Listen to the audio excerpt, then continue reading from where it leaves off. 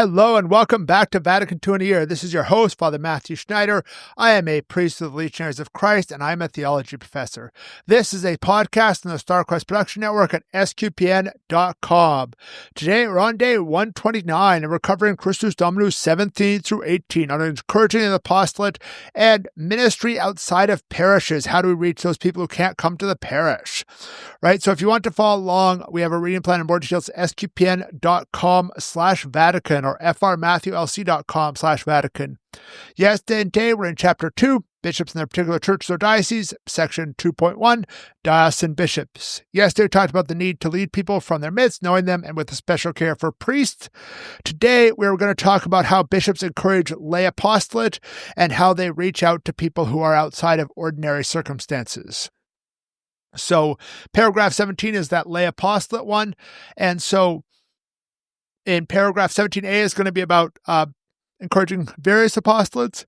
17b about groups to help apostolate, like not just doing it individually, but also, in groups and things like that. And then C is about adapting the apostolate today. So that A is the principal one, and then the B and C are a little more of like the practical about how to do A. So let's read A. Various forms of the apostolate should be encouraged, and in the whole diocese or in any particular areas of it, the coordination and close connection of all apostolic work should be fostered under the direction of the bishop. Thus, all undertakings or organizations, be they catechetical, missionary, charitable, social, familial, educational, or anything else, pursuing a pastoral aim, should be directed towards the harmonious action. Thus, at the same time, the unity of the diocese will also be made more evident. Right, so the church needs all kinds of ministries, all kinds of apostolates. We need the people serving down at the soup kitchen, and we need the people teaching theology in the seminary, and we need the people teaching CCD to second graders, and we need the people who are running the social events of the church so we feel more of a community, and we need the people who are ironing all the linens and making everything nice for the liturgy, right? All those ministries, all those apostolates are needed in the church. And the idea here is that the bishops are the ones who coordinate, the ones who encourage it, right? And the idea is if they do that, and we hopefully do that, we can show greater unity of the diocese, right? The diocese is united around that, right? So that's the idea, right? Here we have it. And then now there's various areas here. It's mentioned, teaching, both general teaching, like we have a Catholic school where we have a physics teacher and a math teacher, and specifically catechetical teaching the faith, right? Those are important things. Then we talked about missions, right? Who do we reach out to? We think of missions most of all in foreign lands and places where there aren't Catholics, but even in our own cultures, there's areas that are not super Catholic, right? I know myself, I do some ministry outreach to people who are on the autism spectrum, autistics, and that's an underserved group. That's a group that is less likely to be religious than other groups, right?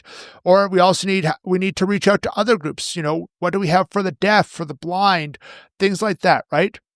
And then we need Christian charity, right? Those charitable actions, the soup kitchen, collecting canned goods for the soup kitchen, things like that. Social life, we do need that social family, encouraging the family, helping families out, right? I don't know how many it does. I've seen it, and like all those different things to help the family out, right? And all those things, anything else, right? This is not an exhaustive list. This is a set of examples. So hopefully that's helpful. Hopefully that really gets us to do a lot with that. So moving on to 17b. It's talking about how we should encourage groups to do apostolate. So let's read it. The faithful should be earnestly urged to assume their duty of carrying out the apostolate, each according to his state and ability.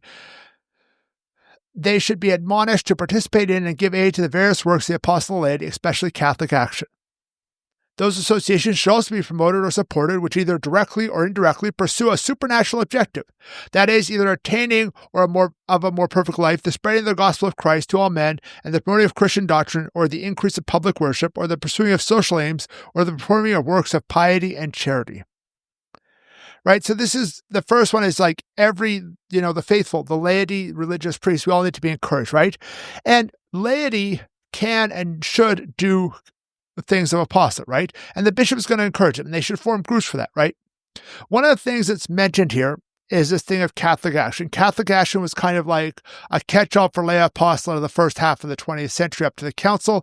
Really today, it's much more kind of into specific groups. You have the St. Vincent de Paul Society, you have the Legion of Merit, you have groups like Regnum Christi or Schoenstatt, you have the Confraternity of Catholic Doctrine, also known as CCD, and some kind of things that have like wider groups like that, right? You have Third Order. So all these groups, instead of being so much a single group for most lay apostolate, we've broken into different ones for different aspects of lay apostolate so that they can focus on, the St. Vincent de Paul doesn't, they're going to focus on, feeding the poor, clothing the poor, finding people to donate money so they can, give temporary residence to poor people. That's what they're going to focus on. It's good. It's great. It's wonderful. And some other one, like the Confraternity of Catholic Doctrine, CCD, they're going to focus on how can we make sure that all these kids from like birth to like 12th grade learn the faith, right? And that's good. All those are needed, right? Different people have different gifts and they should use them in different ways, and they can get together in these groups to promote those ideas, those ways. And new organizations, right, should pursue a supernatural objective, not just kind of a human group. We shouldn't, there's nothing wrong with forming a human group that's like, say, hey, we're going to do this, we're going to make a company that, makes a better screwdriver, right, or something. And wow, we made millions of dollars making better screwdrivers. But that's not a church organization. That's a perfectly fine secular organization that like a Catholic runs or a Catholic works for, and things like that, right? But anything in the church needs to have that supernatural end, that end towards God. Supernatural means above the natural. Super, above, natural. Well, those natural things. So something about divine, saints, etc. is the end. Now, let's move on to 17C, which is about adopting the apostolate to the present day. So let's read it. The forms of apostolate should be properly adapted to the needs of the present day with regard not only to man's spiritual and moral circumstances, but also for his social, demographic, and economic conditions. Religious and social research, through offices of pastoral sociology, contributes much to the efficacious and fruitful attainment of that goal and is highly recommended. Right? So we need to look at all the different goods of man. We need to look at it not just kind of like, we need to look at it both from, hey, I've talked to these people, I've talked to them, but also the research around it, right? Like I'm not going to know like the things about the economic conditions and all this economist stuff. Like I'm not an economist, right? If I was named a bishop, I would have to be like, hey, like explain some of these things to me because I'm not an expert, right? And so that's when we need the research to help us out as priests or as bishops. So paragraph 18, it has two subparagraphs. I'm going to read them together. A is about caring for those outside ordinary care, traveling, etc., like things like that. And then B is noting that often this is done at the level of the bishop conference, not at the level of the diocese, right? If it's talking about a traveling group, things like that, those are the things that, are there. So let's read the two paragraphs. A, special concern should be shown for those among the faithful who, on account of their way of life, cannot sufficiently make use of the common ordinary pastoral care of parish priests or are quite often quite cut off from it. Among this group are the majority of migrants, exiles, and refugees, seafarers, air travelers, gypsies, and others of this kind. Suitable pastoral message should also be promoted to sustain the spiritual life of those who go to other lands for a time for the sake of recreation. B. Episcopal conferences, especially national ones, should pay attention to the very pressing problems concerning the above-mentioned groups. Through voluntary agreement and united efforts, they should look to and promote their spiritual care by means of suitable methods and institutions.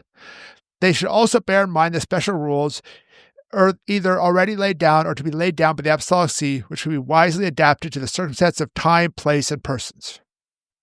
Right? So lots of these ministries actually exist. You might not hear about them because you're not involved in that or whatever else, but a lot of them do exist. I don't know if it's still the case, but when you had the big traveling circus that would go city to city, 30, 40 years ago, there would be a priest who would travel with them. There's like hundreds or thousands of performers. He would travel with them and celebrate Mass for all the performers on all the Sundays, and then probably for some of the performers other days, right?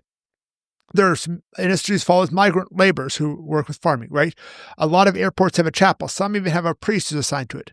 The priest at Midway Airport, for example, the smaller one in Chicago area, not O'Hare, he even wrote a book of like, give me 3 minutes of like very short homilies, right? I read some of it. It was a decent book, right? It wasn't the most amazing book, but it was a good book. And you have cruise ships, right? So you have chaplains there both for the crew and for the people who are there for weeks or some of the cruises for months, right? What kind of pastoral care can we provide them, right? And we even have to think of like, it talks about other places. For example, my community, Leaders of Christ, we used to run the area around Cancun as a mission territory. It's since become a diocese. We worked through it to have enough local priests that they could take over. But one of the things they would do is they built chapels right there on the strip of hotels, right in the middle, so that people who are going on Cancun for vacation could go to Mass on Sunday, right? And they'd go to all the hotels and make sure that they knew all the information. So if any Catholic said, hey, what time is Mass? They had all the information, right? In English and Spanish, because there's some from parts of from Mexico who want Spanish and some from the US and Canada who want English and things like that, right? And so there's a whole bunch of ministries like that. We might not think about them, but a lot of these types of things do exist. And, right, we need to encourage people. The bishops need to be concerned for people's spiritual well-being, even unusual situations like this. Like, none of these are sinful. It's not sinful to be in the circus. It's not sinful to go to Cancun for vacation, right? And people can still have good spiritual lives doing that. And the bishops need to be concerned for that, right? So that's the main thing. Often this is going to be organized on a national level, right? So for example, the one who's traveling with the circus, every week they're in a different city. Well, so obviously it needs to be something more nationally organized, not just the diocese, because each week would be a different diocese. And so that's really what that paragraph B is about. It's just making that sense, like, the bishops or a conference or the Episcopal Conference of the nation should take care of it, not necessarily each individual bishop, because the kind of work they have travels through dioceses. So thank you for listening to this episode of Vatican II in a Year. This is a listener-supported podcast, and you can donate to help StarCrest produce it and other great podcasts at sqpn.com/give. You can give one time, monthly, or join the StarCrest Patreon. Tomorrow, we're going to continue with the next paragraphs of Christus Dominus, which is 19 to 21 on bishops are named by the Pope and should resign when sick. Episcopal resignation was something new, both with 75 and then really with other health concerns. Beforehand, it was much more common for bishops just to be bishop until they died. Giving you a preview of tomorrow. Anyways, please join us then to learn more about Vatican II, which provide a blueprint for the Catholic Church. If you want more information, like playlists and a reading plan, go to sqpn.com/Vatican, frmatthewlc.com/Vatican, or Vatican SQPN on Facebook and X.